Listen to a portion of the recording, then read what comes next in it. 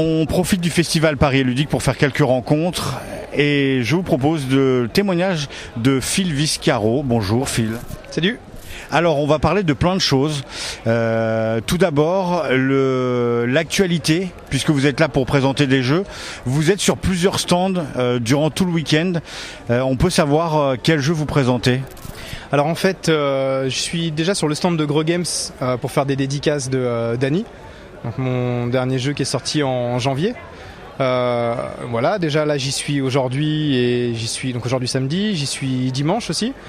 Au-delà de ça, je suis plutôt en balade. Je vais voir pas mal d'autres éditeurs là pendant tout le week-end à qui je vais présenter des jeux, des créations sur lesquelles on a bossé avec mon collègue chez Cosmoduck là ces derniers mois. Voilà, je devais au départ être sur le stand de Mangrove, mais comme on le sait, voilà, il y a eu quelques retournements de situation malheureux, on va dire. Donc voilà, du coup, j'en profite pour aller voir d'autres éditeurs, passer dire bonjour aux gens que je connais, faire connaissance avec d'autres, répondre aux interviews. Voilà. Parce que Dany c'est chez Gros Games, mais Cosmoduck c'est une boîte qui est gérée par Phil. C'est ça, Cosmoduck en fait c'est un studio de créa que j'ai monté l'année dernière, réellement en décembre, mais j'ai commencé à bosser avec en janvier 2018. L'idée c'était de faire que du jeu pendant un an. Et d'avoir une structure un peu qui me permette de présenter quelque chose de différent. Un des nombreux buts de Cosmoduck, c'est entre autres de livrer des jeux finis aux éditeurs. Ce que j'appelle fini, c'est que je veux dire qu'on bosse avec des illustrateurs qui se chargent déjà de faire tout le travail graphique, esthétique. Voilà. Éditorialement parlant, le jeu il est le plus proche possible de la fin, puisque c'est ce que j'avais fait un petit peu indirectement avec Hollywood Death Race et avec Dany. Dany, quand il est arrivé dans les mains de Gros Games, entre ce qu'on a amené et ce qui est sorti, il y a très peu de différence. On a refait certains visuels parce qu'on savait qu'on allait à terme viser le marché mondial, donc forcément il y avait des trucs à adapter, des trucs où on savait que ça passerait pas dans certains pays. Changer un peu le format des cartes, changer à peine le graphisme, la typo des textes. Au-delà de ça, le jeu c'est le même que ce qu'on avait amené. Et ça, pour moi c'est important en fait. C'est-à-dire que pour moi, le travail de l'auteur se résume pas juste à la mécanique, mais c'est tout un ensemble, tout un monde. Et c'est une des choses qu'on veut faire avec Cosmoduck, c'est de livrer pas seulement un jeu, mais un univers cohérent. L'autre actualité qui prend énormément de temps, c'est qu'on a l'impression que vous êtes un amoureux des prototypes. Vous avez lancé une page Facebook où vous demandez aux gens qui ont des prototypes de venir et de monter une communauté en fait. Alors oui, donc avec le groupe Adopte un Proto, qui a été créé il y a quelques mois, peut-être à peu près 6 mois maintenant, où l'idée c'était de permettre à des auteurs un peu partout en France, même partout dans le monde, qui auraient des protos et qui ne sauraient pas trop comment faire pour en faire la promo, de venir, de présenter leurs protos sur le groupe. Et à côté de ça, on a aussi des illustrateurs qui viennent et qui proposent leur service. Et on a surtout, et ça c'est très cool, on a beaucoup d'éditeurs qui viennent et qui font du sourcing sur la page. Donc là, je sais déjà que depuis la création du groupe, il y a eu 4, 5, peut-être 6 contacts qui ont été établis entre des éditeurs et des auteurs qui ont présenté leur jeu. Donc je trouve ça super cool, je suis vraiment très content pour eux.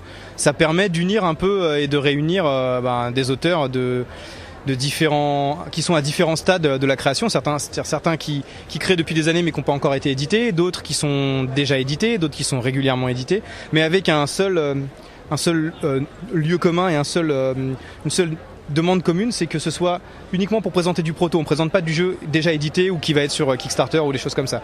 C'est de la créa pure et qui se cherche un éditeur. Il y a de l'aide aussi qui est proposée parce qu'on peut très bien imaginer quelqu'un qui aurait une idée de jeu et qui ne sait absolument pas où aller.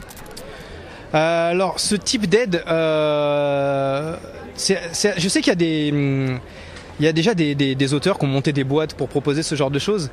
À l'heure actuelle, c'est quelque chose auquel j'ai déjà réfléchi, mais j'ai du mal pour le moment à ne pas trouver ça hautement présomptueux.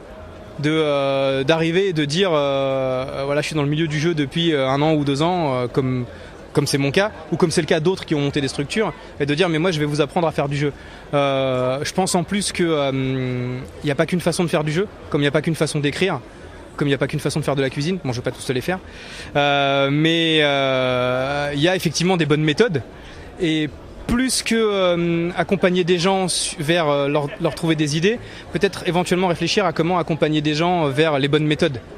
Mais encore une fois, il y a plein de façons de travailler, il y a autant de façons de travailler qu'il y a d'auteurs. C'est difficile d'avoir une méthode qui fonctionne en fait. Ce qui fonctionne chez moi va pas forcément fonctionner chez un autre. Et moi j'ai créé Cosmoduck parce que ce qui fonctionne chez d'autres ne me semblait pas à moi cohérent. Alors l'actualité toute proche, elle est quoi? Quel jeu Qu'est-ce qu'on peut s'attendre à voir dans les semaines ou mois à venir? Alors toute proche en actualité, en octobre j'ai 2 jeux qui sortent chez Mango. 2 party games, un qui s'appelle Journée de merde, qui est un jeu dans lequel le titre fait beaucoup rire. C'est un jeu dans lequel il faut passer la journée la plus pourrie pour gagner en fait. Donc t'as une situation c'est un jeu qui se joue qu'avec des cartes. T'as une situation de départ, une situation d'arrivée qui est différente pour tous les joueurs et qui sont tirés au hasard. Donc toutes les parties seront différentes et les 2 situations ne sont pas liées. Donc ça peut être genre je sais pas moi. Ce matin, je me suis réveillé, il faisait beau, et la fin, c'est comme ça que j'ai perdu ma jambe. Et en gros, c'est un jeu de draft où tu vas récupérer des cartes et jouer des cartes, et il faut que tu racontes l'histoire de comment t'es arrivé de la situation de début à la situation de fin, avec des situations pourries, des pouvoirs qui peuvent affecter d'autres joueurs, des trucs comme ça. Ça se veut très fun, c'est grand public. C'est pas du tout du jeu expert, hein. C'est plus pour se marrer entre potes et passer un bon moment. Et le deuxième s'appelle Apéro Défi. Ça, c'était une commande de l'éditeur où c'est en gros 500 défis séparés en 9 catégories différentes. Et là, c'est vraiment, tu sais, le genre de jeu un peu sans règles où tu joues avec des potes autour d'un verre et tu sors des petits livrets. Et t'as différents trucs. T'as des quiz. Est-ce qu'on se connaît bien entre nous? Est-ce que je préférais avoir une jambe en mousse ou être suivi toute ma vie par des canards? Tu sais, ce genre de trucs classiques. Des choses dans ce genre-là. Ou des gages. Si tu refuses de répondre à une question ou que tu rates, des gages. Ou reprendre des scènes de cinéma que tu peux faire à plusieurs, genre un combat au sabre laser. Enfin, pas de faire la liste, il y en a 500. J'en ai, je pense, déjà oublié quelques-uns. Mais c'est pareil, c'est de la détente, c'est du fun. À côté de ça, avec Cosmoduck, on est en train de passer à la vitesse supérieure là. On envisage d'essayer des business models un peu différents et qui ne sont pas déjà vus plein de fois. Notamment là, d'ici la fin de l'année, on va présenter en financement participatif un système d'abonnement pour des roll and write. En gros, le principe, c'est le pledge, en fait, ça correspondra à un abonnement. Tu t'abonnes pour 1 an et tous les mois, tu reçois dans ta boîte aux lettres un bloc de 100 feuilles avec un roll and write différent de celui du mois précédent. Le premier mois, tu recevras le premier roll and write, un set de 4 dés. Tous les jeux, en fait, vont faire le même format, 10-15, et tous les jeux vont se jouer avec 4 dés. Ou moins, mais en tout cas, ça va être un truc commun comme ça. Et tu reçois un jeu exclusif en plus la première fois. De base, il y en aura 13 pour l'abonnement de 12. Si la campagne se passe bien, on va sûrement proposer des jeux qui vont se débloquer, qui arriveront au fur et à mesure. Par exemple, un 2e en plein milieu, un 3e à la fin. Et l'idée, c'est de présenter uniquement 6 jeux des 12 sur la campagne et d'expliquer que les 6 autres, ce sera des surprises. Voilà, le but donc qu'on a prévu, c'est de pas être comme on voit souvent dans des financements participatifs où tu reçois ton jeu 8 mois, 9 mois, 1 an après. Là, les jeux seront déjà tous les jeux qu'on va proposer seront déjà développés, testés, ils seront prêts. Il n'y a plus qu'à imprimer. Il n'y a plus qu'à imprimer. Donc en gros, une fois la campagne finie, il faut attendre forcément les délais légaux de récupération des fonds et les délais légaux d'attente où tout le monde devra avoir rempli son pledge manager, machin, pour dire j'habite bien à telle adresse, voilà. Mais ça veut dire que je pense au plus tard 2 mois après la fin de la campagne, le premier jeu il arrive chez les gens. On va essayer de faire ça et si ça marche, on envisage peut-être fin 2019, début 2020 de commencer à faire de la petite édition de jeux sur du format simple, des jeux à base de cartes ou avec assez peu de matériel, cartes et punch, des choses comme ça, mais des trucs vraiment de chez nous, vraiment dans notre univers, dans l'univers de Cosmoduck, avec du coup des éléments communs à tous ces jeux, créer vraiment un univers propre à Cosmoduck, tu vois, un peu comme fait Pixar où tu retrouves souvent des éléments d'un film sur l'autre, etc. Et qu'on proposerait comme ça, voilà, en financement participatif, avec par contre toujours l'idée que 2 mois après c'est chez les gens. Pas du tout partir sur un truc 6 mois, 8 mois, 1 an, pas faire des gros trucs, du coup pas faire des stretch goals de fou, c'est-à-dire vraiment maîtriser, qui est peut-être que 3-4 stretch goals, mais ce soit décidé comme ça. On n'est pas des éditeurs au départ, on est des créateurs qui veulent proposer un produit inédit qui fonctionnerait pas forcément chez les éditeurs, pas à cause de sa qualité, mais à cause de peut-être l'originalité du truc, tu vois. On va pouvoir se lâcher et faire des jeux de niche un peu. Si ça marche, tant mieux. Si ça marche pas, on n'aura rien perdu. Donc on va essayer. C'est une belle aventure en fait depuis 1 ou 2 ans que vous vivez maintenant là. Ça fait 1 an et demi maintenant.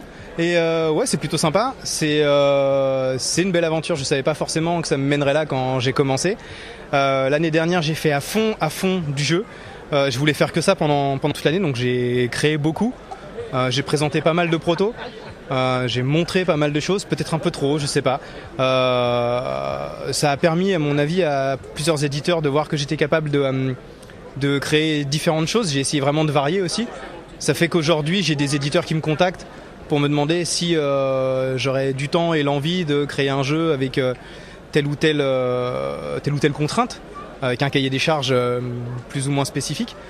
Ça, je trouve ça super sympa. C'est une façon. Moi, j'aime la création et j'aime les challenges. Donc, créer de différentes façons comme ça.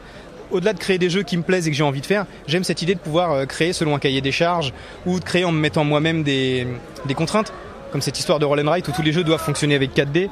Le format qui fait que sur du 10-15, tu peux pas non plus mettre trop de choses. Ces trucs-là. Voilà, on essaie de faire des choses. C'est une super aventure en tout cas. Merci beaucoup. Bon festival. Merci à toi.